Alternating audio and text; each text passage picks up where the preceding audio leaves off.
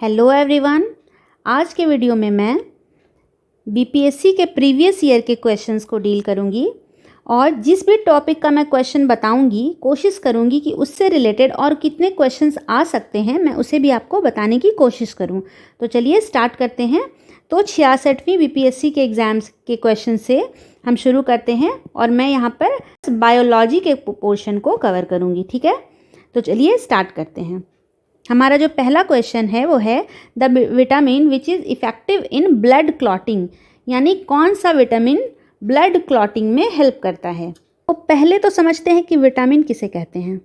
Vitamin जो होते हैं वो माइक्रो न्यूट्रिएंट्स होते हैं, मतलब ये हमारी बॉडी को बहुत ही स्मॉल क्वांटिटी में चाहिए होते हैं इसके प्रॉपर ग्रोथ और डेवलपमेंट के लिए। ठीक है, तो विटामिन क्या हुए, माइक्रो न्यूट्रिएंट्स हुए। ये हमें स्मॉल क्वांटिटी में चाहिए होते हैं ग्रोथ और डेवलपमेंट के लिए। ठीक है, तो विटामिन दो तरह के होते हैं, एक होते हैं वाटर सॉल्युबल और एक होते हैं फैट सॉल्युबल। वाटर सॉल्युबल जो विटामिन होते हैं वो होते हैं बी और सी, और फैट सॉल्युबल विटामिन होते हैं के, ई, डी, ए। ठीक है, विटामिन्स के अलग अलग साइंटिफिक नेम होते हैं, जैसे विटामिन ए को बोलते हैं रेटिनॉल,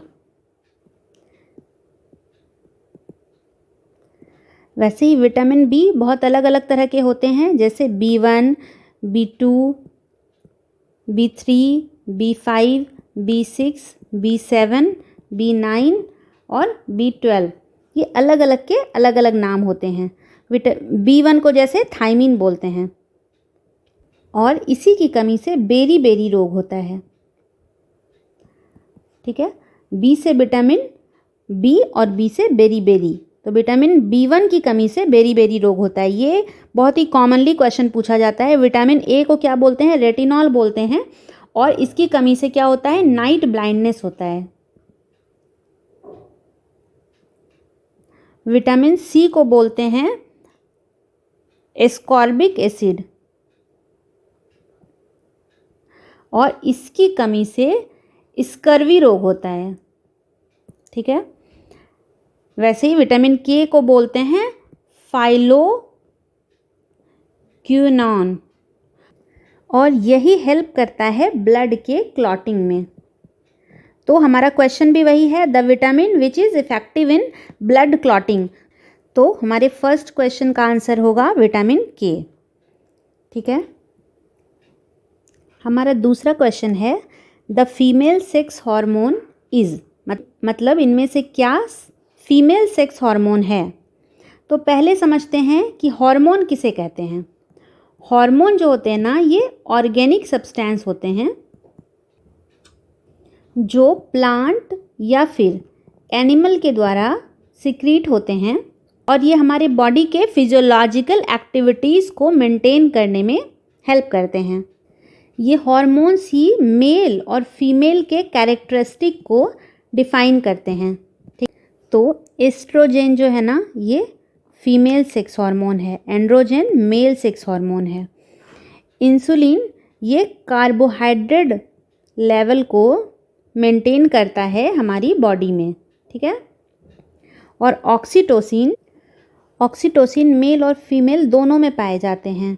मेल में ये स्पर्म के मूवमेंट में हेल्प करते हैं और फीमेल में ये लेबर को ट्रिगर करते हैं और ब्रेस्ट मिल्क को रिलीज़ करने में हेल्प करते हैं। तो ये दोनों में पाए जाते हैं। तो ये क्वेश्चन क्या कहता है कि फीमेल सेक्स हार्मोन क्या है, तो इसका सही आंसर होगा ए, एस्ट्रोजन जो है वो फीमेल का सेक्स हार्मोन है। हमारा तीसरा क्वेश्चन है the Nobel prize for developing treatment of Parkinson's disease was given to. तो पहले समझते हैं कि ये पार्किंसन डिजीज़ है क्या। जब कोई फॉल्टी जीन अपने पेरेंट्स से चाइल्ड में पास होता है तो ये पार्किंसंस डिजीज़ काउज करता है। ये डिजीज़ जनरली 50 साल के ऊपर के एडल्ट्स में पाए जाते हैं। ठीक है, तो हमारा क्वेश्चन क्या कहता है, the Nobel prize for developing treatment of Parkinson disease was given to. तो इसका आंसर है अर्विड कार्लसन। ये एक स्वीडिश साइंटिस्ट थे। इन्होंने सबसे पहले डिस्कवर किया कि एक न्यूरोट्रांसमीटर जिसे डोपामाइन कहते हैं, वो ब्रेन में पाया जाता है और ये पार्किंसंस डिजीज़ इसी डोपामाइन की कमी के कारण, यानी लैक ऑफ डोपामाइन जब होता है तो पार्किंसंस डिजीज़ होता है। तो सबसे पहले इसकी डिस्कवरी अर्बीट कार्लसन ने की। अब नेक्स्ट क्वेश्चन पर आते हैं। The malfunctioning of thyroid gland is due to the deficiency of vitamin A, calcium, iodine, iron, none of these or more than one of the above. तो thyroid gland जो होते हैं ना, वो iodine का यूज़ करते हैं hormone के प्रोडक्शन करने के लिए। तो इसका आंसर होगा आयोडीन। अब हमारा नेक्स्ट जो क्वेश्चन है वो है the sensitive area of human tongue to bitterness is, यानी बिटरनेस का टेस्ट टंग में कहाँ पर होता है। तो अगर हम टंग का स्ट्रक्चर देखें तो ये हमारा टंग हो गया, ठीक है। तो ये जो एरिया है ये बिटर के लिए, ये सार के लिए, यहाँ पर स्वीट के लिए, और ये वाला जो एरिया है ये सॉल्टी के लिए। तो ये जो क्वेश्चन है कि बिटरनेस के लिए कौन सा एरिया सेंसिटिव होता है, तो ये क्या हो गया, पीछे वाला एरिया हो गया, यानी क्या हो जाएगा, ये पोस्टेरियर पार्ट, ठीक है। यही टिप के लिए क्या हो जाएगा, ये सॉल्टी हो जाएगा। ये पूरा एरिया सॉल्टी के लिए है, तो टिप के लिए सॉल्ट सेंसिटिव क्या हो जाएगा, सॉल्टी। मिडिल पार्ट अगर इसको माने तो ये स्वीट के लिए हो जाएगा, और ये सार टेस्ट के लिए हो जाएगा, और ये पीछे वाला पार्ट बिटर टेस्ट के लिए हो जाएगा, ठीक है। एज को अगर देखें तो सार के लिए हो जाएगा। ओके, तो इस क्वेश्चन का आंसर क्या हो जाएगा हमारा, पोस्टेरियर पार्ट, बिटरनेस के लिए पोस्टेरियर पार्ट। चलिए नेक्स्ट क्वेश्चन पर आते हैं। नेक्स्ट क्वेश्चन है हमारा, ginger is a stem not a root because, मतलब जिंजर को हम स्टेम बोलते हैं, रूट नहीं बोलते, इसका क्या कारण है। तो पहला ऑप्शन है इट स्टोर्स फूड मटेरियल्स, मतलब ये फूड मटेरियल्स स्टोर करते हैं इसीलिए। तो नहीं, ये नहीं होगा, क्योंकि कई रूट्स भी फूड मटेरियल्स को स्टोर करते हैं, तो ये आंसर नहीं होगा। It has notes and इंटरनोट्स।